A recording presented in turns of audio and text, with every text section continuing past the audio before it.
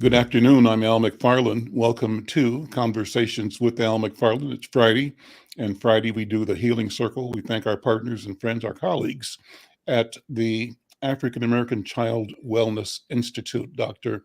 Bravada, Garrett-Akinsanya, her partner, Akinsanya, and a team of people that are committed to health and wholeness, well-being of our people here and around the world. I want to acknowledge my partner in the media side, Brenda, Lyle, Gray. Brenda, how you doing? Good to see you. Good afternoon, Al. Well, we've had a good week. We've done a lot of great shows this week. Wow. Yesterday with Ladu Jada Gubek, Ambassador Gubek, talking about South Sudan. Earlier in the week, great programs and more to come in the future. It was a pretty good healing circle last week, too. Talk about that for a second. What do you? Well, I just thought that when Dr. B talked about post-traumatic growth or resilience, it gave us a different perspective. But then after I thought about all of the categories, how our relationships were different, how we looked at life, how our spiritual connection was stronger, then came Buffalo. And so the roller coaster kept going. Mm-hmm. And we have to keep talking, and we have to keep having conversations, but we also have to figure out what is appropriate to discuss with our children, because we've got to inform them. I've just been reading all of these articles about how depressed these young people are. You had a young Black cheerleader that went to an HBCU down south. I can't think of where she went. She told her mother and left it on Instagram. There was nothing that you could do. Suicide. And two young athletes, white athletes, who committed suicide. All of this over the month. And it's just so much that we're all dealing with, and we just need a blueprint. How to be parents, how to be educators, how to be healers, and how to write about it. Dr. Irma said we have to have conversations, and we have to write articles, and we have to read books. There we go. That's her remedy for it. And pray. Yeah. Well, today we're fortunate to have our colleague, Dr. Oliver Williams, and his partner, his wife. Is it Dr. Sonia Williams? No. Sonia Davila Williams, Professor Williams, who are joining us. And one of the things we want to do, sort of in the spirit of that conversation, is talk about the Afro-Latino Diaspora. Professor Williams is a native of Puerto Rico, Boricua, they say. And sabe saber que yo soy medio cubano, mi padre es de Cuba, y por eso tengo sentimiento de la vida, de la cultura, del sentimiento de ser Williams latino. Showing out. Claro. De vez en cuando tengo la oportunidad de hablar en español y me gusta tanto. Pues mucho gusto. Qué idioma tan lindo.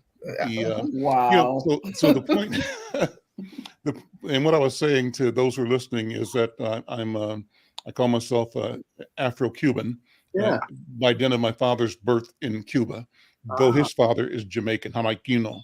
But we claim all the places, all the geography that we have experienced, and we always, Dr. Williams, I always introduced myself as an African in the New World. I was at a conference in Kingston, and Dr. I'll think of his name in a second, but he's a celebrated historian, artist, dancer, instructor at UWI, University of West Indies, announced and described to this media conference that we are Africans in the New World. I hadn't heard that term before, but it's a term that suits me well. Yeah. I feel comfortable wearing this identity of being an African, but an African in the New World. Well, with that, Dr. Williams, I want to thank you for being here, and I want to thank you, Sonia Avila Williams. And let me begin the conversation, because what we had yesterday was a conversation with Ambassador Ladujada Gubek from South Sudan, who lives here in Twin Cities, but talking about the peace conference that he held about 2-3 weeks ago that we live streamed. And it was a peace conference intended to raise the prospect on the pursuit of peace between the Nuer and the Adinka people, who are at war right now in South Sudan. And this is 11 years after the winning of independence and the emergence of South Sudan as the world's newest nation, having won that status on the battlefield in their fight with Sudan, the government in Khartoum. So the question we were dealing with is the question of violence, the question of war, the question of how do we pursue peace, not only intertribal, or it could be, I raised the question, inter-neighborhood. Here in North Minneapolis, where I live, we talk about the highs and the lows. Black kids, 12, 13-year-olds, who are at war with each other, and therefore at war with the whole community.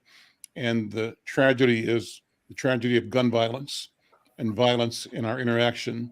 And whose interest does it serve? So I want to just throw that out, Dr. Williams, to have you talk us through how we can discuss that in this conversation today. So I'm going to pass the talking stick to you, Dr. Williams. Thanks a lot, Al. I appreciate it. There's a few things. Brenda, you made a comment when you were wondering how we would deal with the issue of suicide. And there's a pastor that's in Memphis, Tennessee, Bishop Young, who has a focus in his ministry to deal with the issue of suicide. And he calls it Suicide in the Black Church. And every other year he has a conference where he deals with the issue of Black suicide, and gives a lot of examples. And a number of famous people have been affected by it. There's a young lady who was a professional basketball. She was esteemed. She played for Tennessee, and she talked about her life and how she got in and out. And participated and won the Olympics with her teammates. And but he's had other people, famous people too, talk about it. He has a myriad of mental health experts, psychiatrists, psychologists, ministers, rabbis, imams, who have a chance to sort of talk about this issue and how we address it within our community. So, Al, one of the things that I'm going to try to do, with your permission, is to reach out to Bishop Young and have him talk about the issue of suicide in the Black community and the Black church. Real quick, Dr. Williams, I had mentioned to Al about closet depression. Yeah. And it came about because of the Miss USA that recently committed suicide. That's and right. She had tried before, went on with her business. She and her mother had this beautiful relationship. Her mother had just talked to her that morning. She was doing things with her platform with Miss USA, and an hour later, she had jumped. Yeah. So I've been tackling this because I think, as the former educator, I've seen it. I lost 3 or 4 students, 2 of them white, though. I mean, they weren't all Black. 1 Latino, 2 whites, and one Black. But I think we need to look at it. I don't know. We start with the parents, because Miss Simpkins, her mother, knew everything. It was just, there wasn't anything that could be done. Well, Bishop Young has a network of people who work on this issue.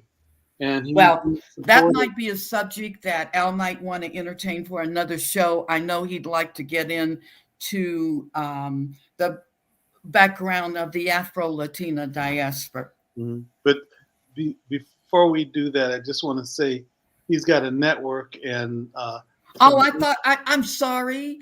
I thought you were finished. Please forgive me. yeah. So the point that I want to make before we go on with Sonia sort of guiding us in this process is to get the information through Bishop Young, who can talk about links and resources. And he's gotten support from the federal government to be able to do some of this work. So with that, I want to turn it over to Sonia. And Sonia and I have had these different experiences. I had a conference several years ago, and it was talking about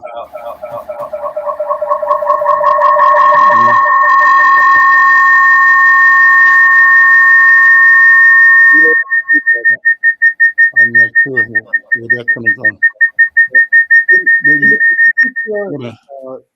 yeah, turn your mic off. There you go. And one of the things that was sort of interesting with that was that there was a speaker that's out of New York who does a lot of work on the Afro-Latino Diaspora. She's written a number of books on it. She had a problem and couldn't show up. So Sonia stood in and did a presentation that was as good or better than what the speaker was going to do. And she took one night to prepare it, and then she was wonderful. So I expect this conversation to be wonderful too. Wow. And this, but Al, you raised something that was interesting in terms of talking about ethnic groups and the infighting that takes place. I had an experience where I was asked to do this study in San Francisco, and we were talking about how do you get African American men to take responsibility for the issue of violence against women, and what would you do to tell another man not to be violent and abusive? So we got together with these brothers, and what was interesting is how they started to see one another and behave towards it. And there was a brother who was a biologist, and another brother who was working for a Fortune 500 corporation. And he had some brothers that were coming out of prison, and sort of lived in low-income neighborhoods. And one of the interesting challenges was to get them to talk to each other, because some people didn't want to see one as similar experiences with the other. So that was a thing that we had to negotiate. And those are things that I think we have to talk about too, because sometimes it works and sometimes it doesn't. So, but with regard to ethnic groups, when I did this study in Kenya, and the thing that I found very interesting was the fact that there were 81 different ethnic groups in Kenya. And you have to kind of be respectful of that. And when we were in South Africa, one of the things that was fascinating too was that we attended this music competition. And you had people that came from 5 different ethnic groups with different languages, but they competed together. And you had translators that were working with them to be able to communicate. And they were all in this particular group, they were competing on the same team. And they worked it out. So there's something about respecting ethnicity and also understanding the context that people find themselves in. When we were in Brazil, I went to Brazil last year. And when I was in Brazil, they, and Sonia can talk about it, but it has some of the highest numbers of Black people in Brazil. But they deal with each other in one context that's quite interesting because it's based on skin color. And you could be in the same family and be discriminated against if you have dark skin. And so this issue about negotiating things is something that we need to have conversations about. But the other thing too is, how do we see each other as Black people when we know we're Black? There's no denial about that. But then the question becomes, how do you negotiate some of those issues and the challenges associated with it? Because it has something to do with understanding the context that the people find themselves in. And if you don't acknowledge that, you miss it. So with that, I'm going to turn it over to Professor Davila Williams and get your thoughts on it.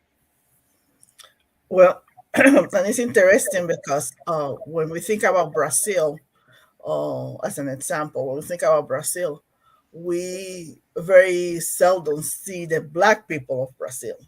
What the media portrays, the light skin or blonde blue eyes European centered people of Brazil, when I would say over 80% of the population in Brazil is Black, because Brazil have the largest slave trade that it was done in the America. Is much larger than the amount of African people that came to United States, and is much larger than the amount of African people that came to any part of the Caribbean. So therefore, it have the largest amount of Black people in the Americas. So sometimes when you see countries from Latin America, you will see that very little is presented regarding people of color or Black people, I would say. Most countries will acknowledge the Indian native heritage, the Indian heritage. They will acknowledge the Spaniard heritage. They will acknowledge Asian heritage, but very few of them will acknowledge the African heritage within the same context as that the other heritage. If you Everybody when you go to Latin America will tell you all the Spaniards and how bad they were, they colonized, but very few people will talk you with pride about the slave that live in their country, in how much they fought and fight for their freedom and for the freedom of people, even the Indians that were in those countries. So it's very interesting that we very seldom, when we present Latin America, we present Black people in Latin America. Um, for example, if you go to Honduras, very few people think that it's Black people in Honduras, and Honduras have another of the largest Black populations in Latin America. Um, so I would like to talk a little bit about that diaspora that's happening. It's the first slave trade of slave ships that came. They came from Spain to Dominican Republic, um, and they came to Puerto Rico and Cuba. So after those slave ships came, uh, then the uh, Englishmen thought that it was a good way to bring free labor to the United States. But very few people in everybody talk about the slave trade of the United States, but very few people know about the slave trade that happened in Latin America.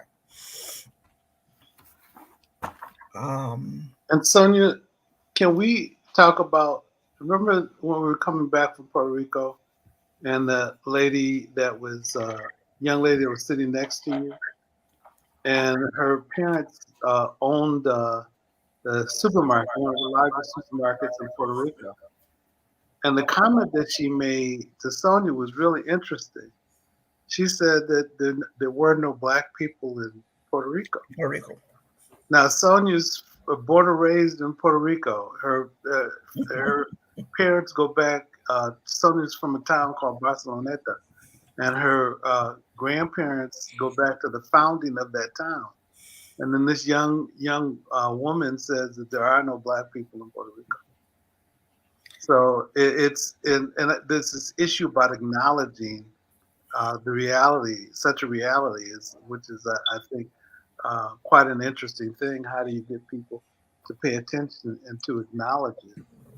And I think, and that's a good question, huh? And that's, I think, is part of what we having a problem with in Latin America, is that nobody wants to be black. Even black people sometimes don't want to be black. And the acknowledgement of our African heritage and our African ancestors are not acknowledged, not in the books in school, or not in anything that it mean productive or that is good. Um, Even though in the last, I think the last 10 years, more people in Puerto Rico are starting coming to acknowledge all the work that was done by black men and black women in Puerto Rico, that added to our history. But that wasn't what it was done before. And if you ask people, part of that is a denial that is racism. Let's start from there. Part is the denial that is racism in Latin America, and that it even exists in our countries. Because when I was growing up, what I was told was that we cannot be racist because we have people of all colors in this country. Um, and in that denial, uh, they also do not allow the do not it's denial, but it's not acknowledgement of it either. So it's very important for us to acknowledge that is black people, and that are black people that are productive, because when you talk to a lot of people in Latin America, um, everything that is black is like here in the United States, and that's part of the diaspora, I guess. Is everything that is black is bad, or everybody wants to have grandchildren that are light skin. If you're black, light skin, um, or if we, or at least not curly hair, not kinky hair. We don't want kinky hair. Uh, so those are things that happen in our countries that is a part of denying our our heritage, our African heritage. It was not until recent, until 2014, that people from Mexico were not allowed, were not acknowledged as black. Black people in Mexico didn't, that category did not exist in Mexico in the census until 2014. Uh, Black people basically were not uh, at not at, were not recognized in the Mexican books. And if you look at place at a lot of the countries, what have we done to try to erase and to eliminate black people from their culture? Uh, it's what they do basically in Brazil. That what Brazil do was that they opened their doors for Europeans to come, because it was too many black people. And so they wanted to, uh, we call it blanqueamiento. We wanted a blanqueamiento uh, of the race, and it happened in Argentina. If you talk to Argentina people, they will tell you it's no blacks in Argentina. Uh, it is blacks in Argentina. It's just not recognized as black people in Argentina. Um, and that's part of what is happening in Puerto Rico. People will say that, oh, we see no color, we treat everybody the same. But when you look further at the poorest people in Puerto Rico, happen to be the dark skinned people. Oh, and the poorest town in Puerto Rico happen to be the towns where black people live. Mhm. And and when you look at TV, you don't see it was not until about 6 or 7 years ago they didn't have anybody in the news that was black. They have, I think, the first black man about 7 years ago. Now he's very famous and dear to people in Puerto Rico. But if you talk to people during those days, they would say it was not racism in it in Puerto Rico. Uh, and there were even it is different spectrums of blackness within a family. You could see also that the light skinned blacks get much treated different than the dark skinned blacks within the same family. Uh, and uh, and those are things that has been happening for a long time, but we are not allowed to say that we are dealing with racism in our countries.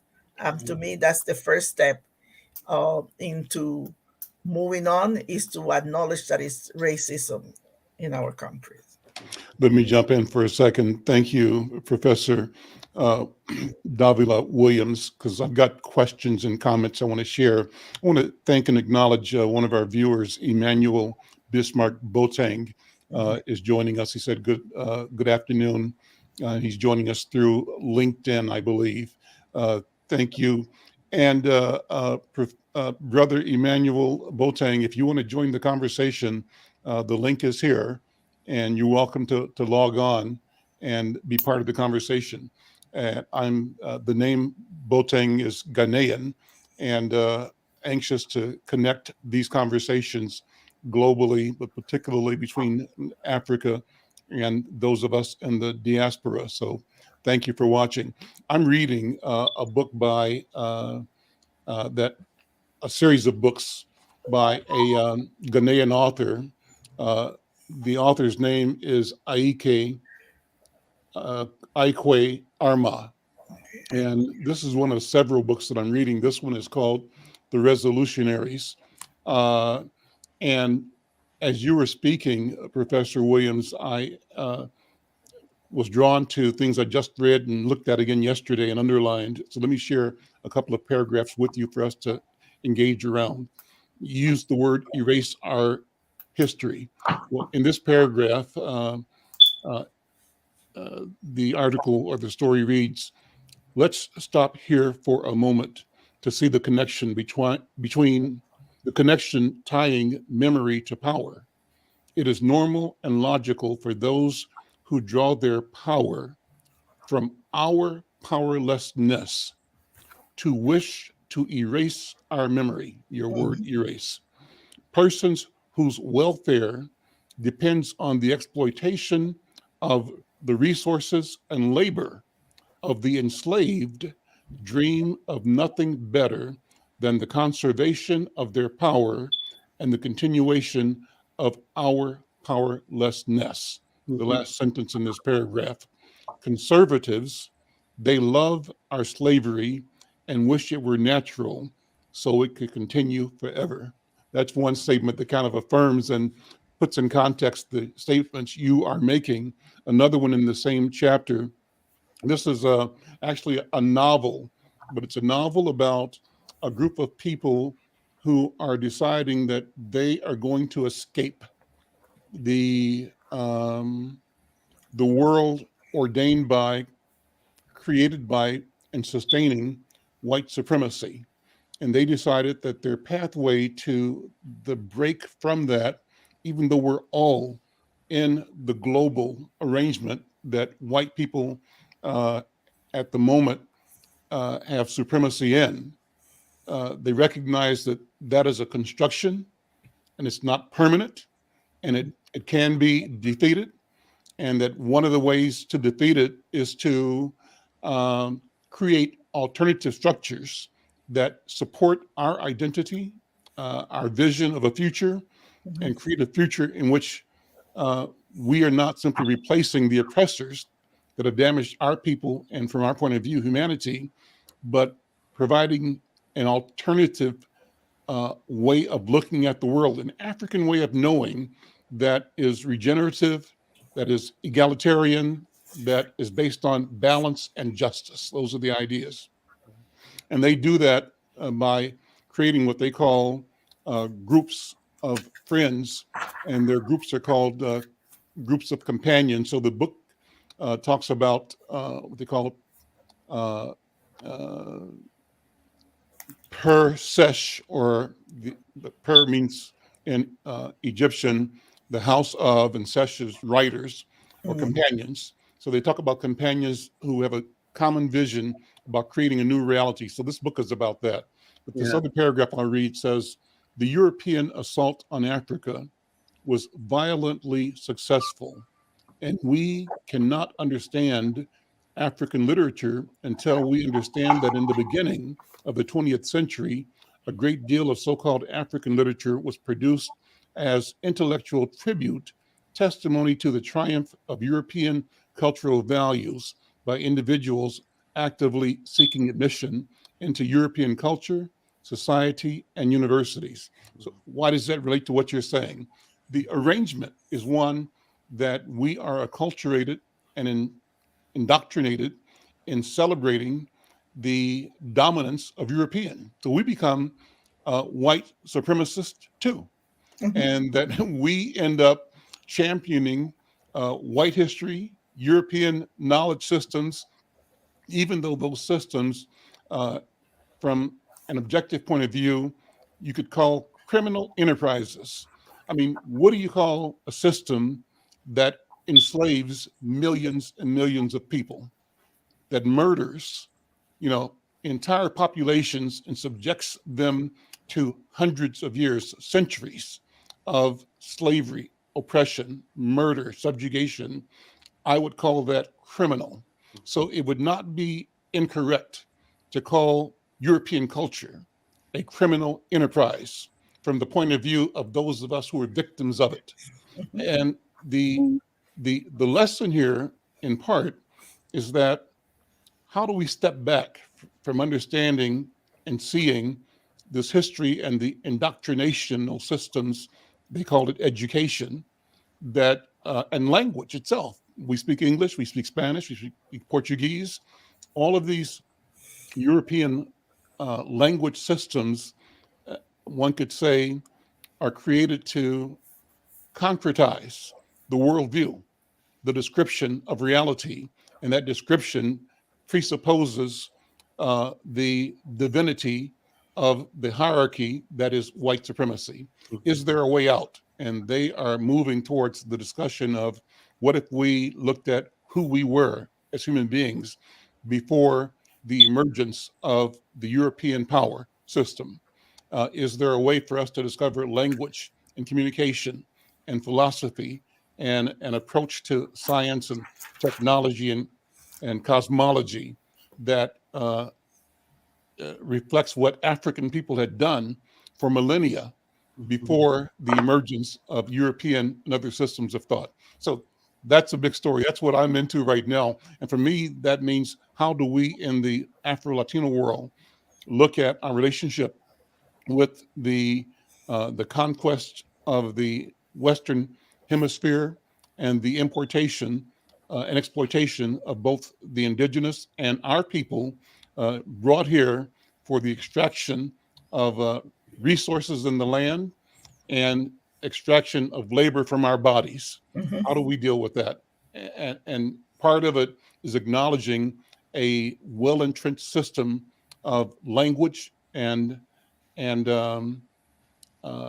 practice and policy that encourages us to think poorly of ourselves and think highly of them. What do you think, Professor?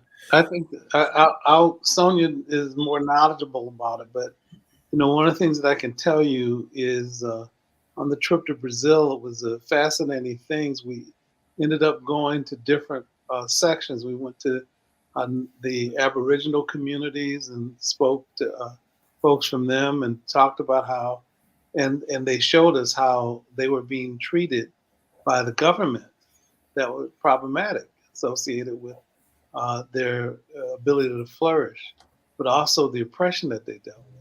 But the other thing that we did was we ended up talking about history and going to places that were historically slave plantations. And it was interesting. They were talking about how the slave owners decided to turn the land over and start to share it with the slaves. I said, that's awfully altruistic for them to be able to do that. And they said, no, no. They said they were going to either do that or it was going to be a revolt and all the slave owners were going to be killed. So what they ended up doing was gave the land to the church. The church ended up divvying it up, and the slave owners ended up intermarrying with the former slaves. And so it wasn't for altruistic purposes, for survival. And it was interesting looking at the history in terms of how people were dealing with some of those challenges, but how they're dealing with it even today. And we met some people. I was thinking about maybe the next time we have a conversation, Sonia will try to get Pat Ruffino and also get Washington to be a part of it. Very good. And then, and maybe we can revisit the Latin American discussion as well, as the Black diaspora and Pan-Africanism. But Pat is a professor at Espírito Santo University in Victoria, Brazil. And Washington was a student there, who may actually come to Minnesota to study after he graduated. But they had really a protest when we went as representatives from the University of Minnesota to go there and to speak at the university on different topics. And one of the fascinating things was getting a chance to trace the history, but also look at the protest, against the president of that university, of Espírito Santo, but also to deal with the issue of racism and oppression that exists still for Black people in Brazil. Well, and when you look about Black people protesting or fighting for their freedom, you cannot go to me, a better example, the Haiti, where the African slave ended up.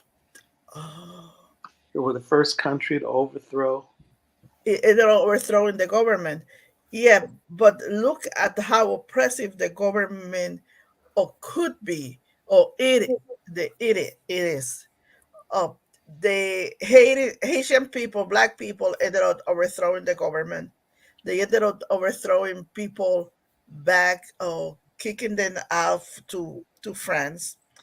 But what happened was that France because France was losing to the revolt, France ended up saying, we're going to give you your freedom, but you will have to give us money for paying your debt to us. Even though it wasn't their country, even though the slaves were brought to Haiti against their will, the slave will have to pay France for the debt that they have for the revolt, for whatever the French government decided that it was the cost of the land. What happened is that today, Haiti is still paying France any money that they make. They're still paying France for that revolt that they have over 100 years, over 200 years ago. They're still paying France. So people say that how could Haiti cannot progress? Well, it's not that they cannot progress because they don't have money. They make money, but any money that they make, it goes to France. So, and that was another way that France in some way maintained the slavery trade into Haiti. But nobody wants to look at that. And another part that you have is that how Haiti and Dominican Republic shared that big island. Mm-hmm.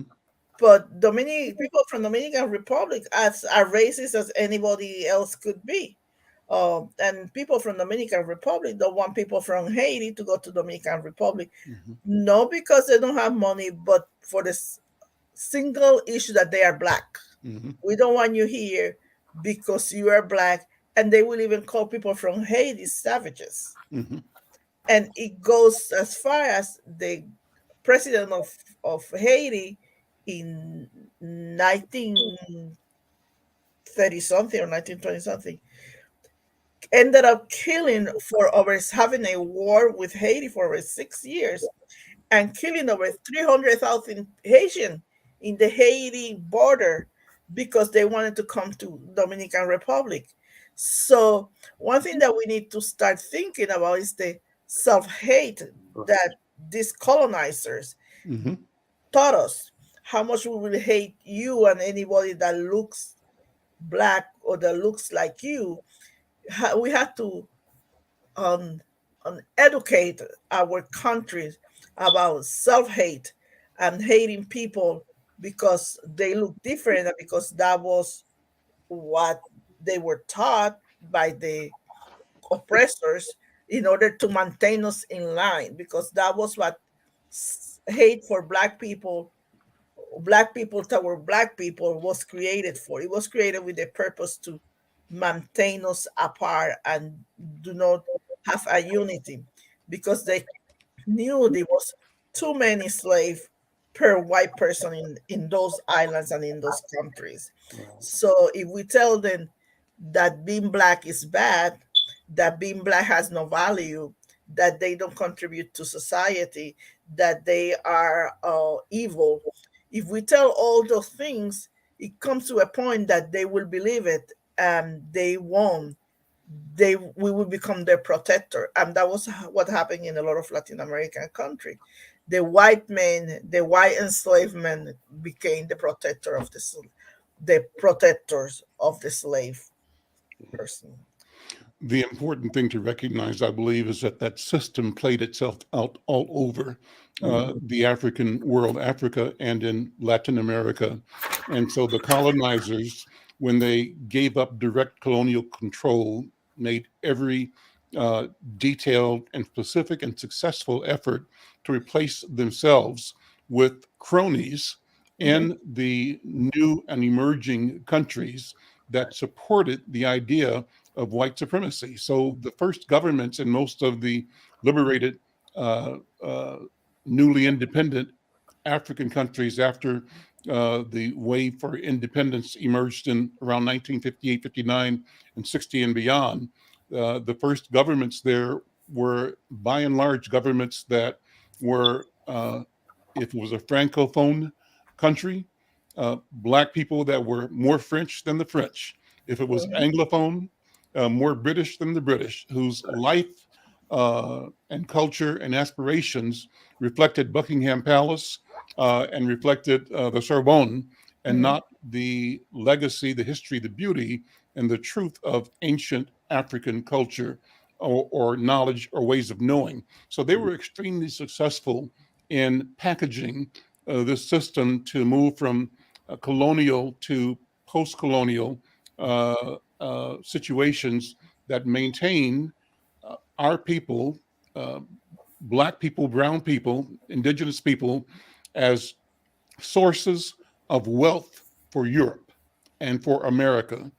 Our countries, our cultures, marginalized and maintained in situations of structural disadvantage as they exploited our brains, our bodies, and our resources to fuel and create the best life imaginable for them in Europe, all backed up by European weaponry and European willingness to murder, to execute a plan with the force of violence. And so I think we have to talk about that, and we are. That's why this conversation is so important. Dr. Williams, what do you think? Well, I think it's important, and as we maybe talk about Puerto Rico in particular, there's two black towns that there's more than one black town, but there are two black towns that we think about: Loesa and Santurce. Santurce, yeah. And Santurce has a museum, a Black museum that captures the history of Black people in Puerto Rico. And as a matter of fact, they have there's a conference that takes place from the is it the Caribbean, Sonia, that happens every year in Puerto Rico, the sociological conference. I think so. I'm not so sure. It used to be every year. I don't know what it was. I don't know anymore. After COVID, I don't know. So many things had changed after COVID. Yeah, but it used to be every year. It used to be able to see it. Yes, and if you talk to people in Puerto Rico, they all see Loíza as a place to go and have some folklore. It's a folkloric kind of town. Mm-hmm. But very few people acknowledge that it's more than that. It's a place where it was given to slave, and it wasn't given to slaves from Puerto Rico. It was given to slave that will come from Jamaica, or that were free slave from Jamaica, or from Cuba. If they were free slave, they were given land, and the land that they gave was the land that is in Loíza. So that's part of the history of Loíza. And then a lot of slaves that ran out of the master ended up also in Loíza. Cimarrones. Yeah, a lot of them. So a lot of they used to have, I think they still have, but not as strong as when I was a little girl, a lot of the African tradition. And the festival of the town was really Afrocentric. And we used to go and just enjoy it and had so much fun there. And then you got Santurce, that was close to the old San Juan. That's close to the old San Juan. That was where the Spaniards established. So I don't know the history of Santurce, but I imagine that it was when this slaves were free. I imagine they still work in San Juan, but they couldn't live in the same territory that the white people live. So I imagine the closest place was Santurce. So I imagine that's me trying to make logic of what is the division. Sure. Did you know Luna Street in Old San Juan? Luna Street? ¿Lo conoce? Let me tell you my Luna Street story. So I'm 75 now, 74. But when I was 19, I was a marinero, a sailor, and the ship would dock in San Juan. In fact, I tell people that one of the islands in Puerto Rico, Vieques Island, where people lived, was used as an artillery range. And I was on a ship that would regularly be part of a fleet that would have bombardment practices, even though people lived on that island. We didn't know that. We were simply kids, well, for me, doing the job as a soldier, as a military person on a warship in the Caribbean. But I can tell you that when I went to called it, free time or liberty on San Juan, I was surprised to see people that look like me. I'm a black man, right? A black kid. And I looked around and I said, man, that guy looks just like my neighbor, my cousin, my friend. And I didn't know, because my image of Puerto Rico, basically of most of Latin America, despite the fact that my father's from Cuba, there's still an image of. I can't hear you, Al. She can hear you. I got to Luna Street, and there was a system where you're supposed to stay in uniform if you're a sailor. And I looked around. I said, if I wasn't wearing the uniform, the white guys on my ship wouldn't know whether I lived here or not. So I took the uniform off, bought civilian clothes, and sat on the corner on Luna Street. And when the shore patrol came by and asked me, tried to get ID, I acted like I couldn't speak English, right? And they kept on walking. What's the point? The point is that we are together. We're the same people everywhere.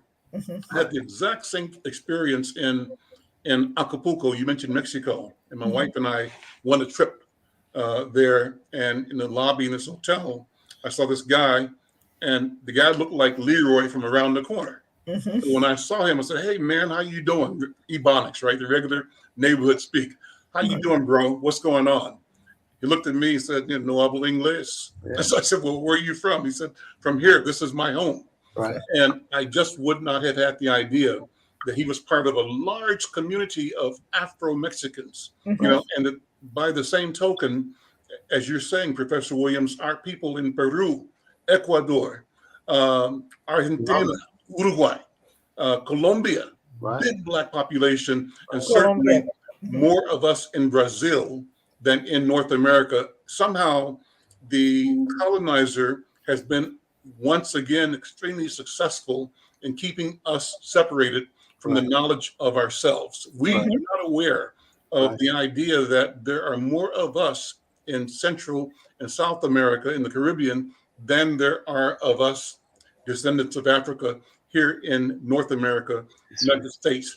Once we begin to, I think, shatter these imaginary boundaries that white culture has created for us to stay within, we will discover more about ourselves and pathways to engaging current and historic ancient knowledge in the creation of new opportunity, of innovation that will move our people towards freedom and towards our true selves. That's what I think. ¿Qué piensa usted, señora? I think you correct. The colonizers did a wonderful job into just breaking us apart. And if you look most recently, the colonizers here in the United States had done a better job into helping us believe that everything that is black and dark skin and native is ugly, with television, radio, and song books. So we need to. And I think lately, in the last couple of years, it's been a little awakening in ourselves as Black people. I start questioning where that history come from, who made our history, how could we don't know that before, and not everything that is in TV and in the internet they say about Black people is true. So we start kind of like questioning now things a little bit more than we used to uh, before the before the bef- before I would say 20 years ago or 30 years ago, when whatever was presented to us is what we believe because it was written, because we didn't question it. And I think right now we creating a good generation of people, of Black people, that start questioning, and how could we have Black people here, and how could we didn't know that was Black people in Mexico, and how could we didn't know it was Black people in Peru, like you say, Black people in Peru, Not uh, Salvador. and everything that's I, that have colonizers. We now know that they have Black people in that country.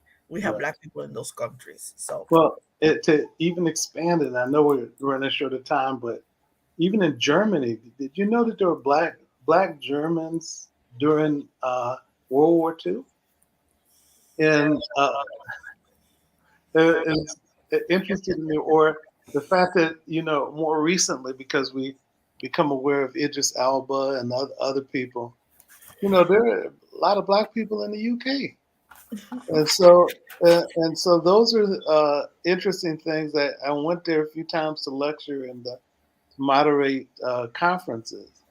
And Sonia and Sam and I, Sam is our son, went to the UK and found a number of people who were born in the UK. In the UK, some people that came from the Caribbean, and some people came from Africa to the UK. But there are a lot of Black people in the UK, and interesting how they get studied, though. But that's a subject for another time. Well, you know, this is a great beginning. I am so appreciative of this chance to talk about what I call Afrodescendientes, the Afro-Latino world in the West. And Professor, me gustaría tanto si podremos hacer más conversaciones sobre este tópico, right, de afrodescendientes, de cultura y del futuro que vamos a crear, I think is the right word. Crear. Bueno. So I think that we should begin to have conversations. I have a friend I'm trying to connect with who's in Colombia, and I'm asking him. He just came back from Mali for a couple of years, but he's in Colombia now. So I'm trying to get him to be a regular on the program. But my goal, Professor, is to create a project, a show that we'll call Afrodescendientes. And the intent is to have a conversation and to create content about the Afro-Latino experience in the Western Hemisphere, connecting us to. Me encantaría esa conversación. Sí. ¿Puede ayudarme? Yes. Sí. Bueno. Well, listen, this has been a great conversation. Brenda, thank you. Dr. Williams, thank you. Professor Williams, thank you. I'm Al McFarlane. This is Conversations Nice meeting with Al you, McFarlane. Sonia. And we'll see you all next week. Okay. Okay. Bye. Take care. Bye-bye.